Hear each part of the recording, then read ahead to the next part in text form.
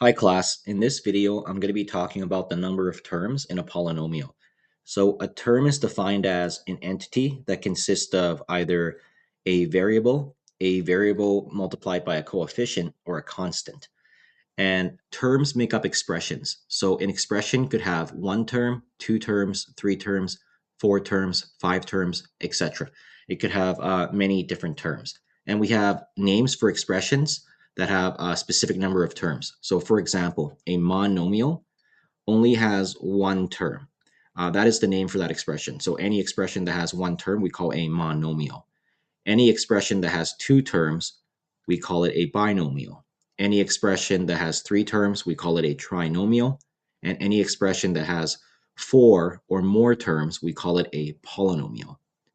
And again, just to review, a constant is a known value in an equation or an expression. So a constant is just a number that we know. So in this example here, the constant we have is just going to be the 5, or you can call it the -5.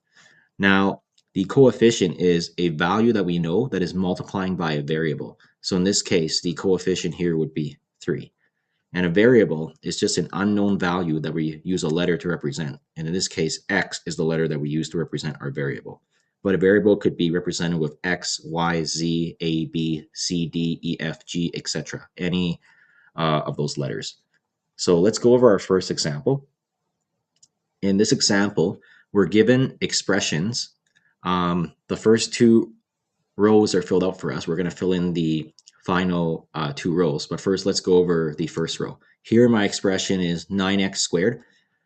Notice that in this expression, I only have one term. So terms are also separated by plus or minuses.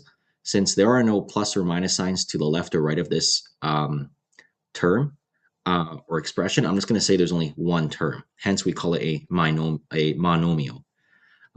For the second row, 3xy plus 12. Notice there is one plus or minus sign that separates them. Hence, I'm going to count it as 1, 2. So there are two terms. So hence, this is called a binomial.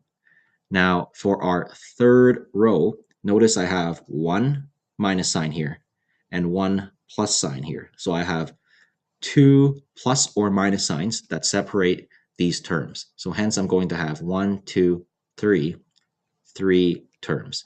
And hence, I'm going to call this a trinomial. So this expression will be called a trinomial.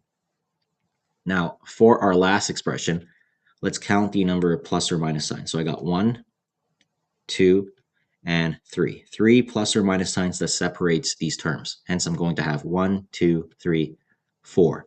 4 terms. And the name for 4 or more terms for this expression, we're going to call it a polynomial.